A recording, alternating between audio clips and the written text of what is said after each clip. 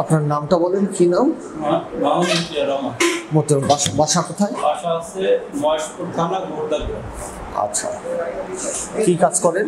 আমি ওই বেকারি মানে ব্যবসা করি। কি সমস্যা আপনার, কি অসুবিধা নিয়ে আসছেন? সমস্যা হচ্ছে হাত পায়ে ব্যথা, আপনার গেরোয় ব্যথা, মাথায় আপনার পাশ দুই পায়ে গেরোয়, ওই ঘাড়ের শিরায় দুই হাতের। কতদিন যাবত ব্যথা? আপনার 1 মাসের উপরে দিয়ে গেল। আচ্ছা, এই জয়েন্টগুলোতে ব্যথা আছে? হাতের এই জয়েন্টগুলোতে ব্যথা আছে? জয়েন্টের গেরে ব্যথা, এই গিরে গিরে ব্যথা। হাঁটুতে ব্যথা আছে? হাঁটুতে ব্যথা, পায়ের পাতায় ব্যথা আছে। সকালে যখন ঘুম থেকে উঠেন, সারা রাত ঘুমানোর পর সকালে যখন ঘুম থেকে উঠেন, ঘুম থেকে ওঠার পর ব্যথাটা বেশি না কম? একটু ব্যথা বেশি থাকে। আচ্ছা, এই পেশেন্টটা এটা multiple joint pain, mainly small joint of the hand and feet with morning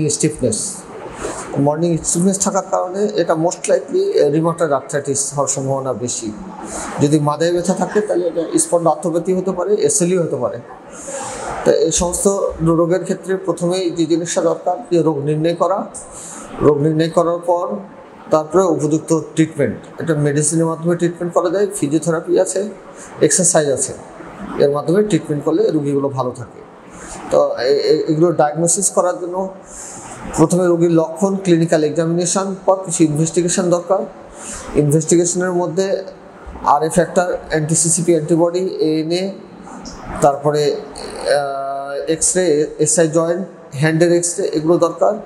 এগুলোর মাধ্যমে রোগ নির্ণয় করার পর তারপরে মেডিসিনের মাধ্যমে ওষুধ ট্রিটমেন্ট স্টার্ট করলে রোগীগুলো সারা জীবন ভালো থাকে এবং সুস্থভাবে লাইফ লিড করতে পারে।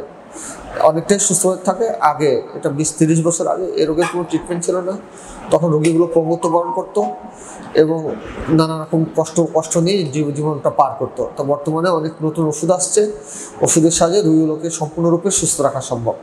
কাজে এই সমস্ত রোগ হলে আপনারা বিভ্রান্ত হবেন না, আপনার ডাক্তারের পরামর্শ নেবেন, আসবেন এবং ট্রিটমেন্ট নিয়ে সুস্থ থাকবেন। এই হচ্ছে আমার পরামর্শ।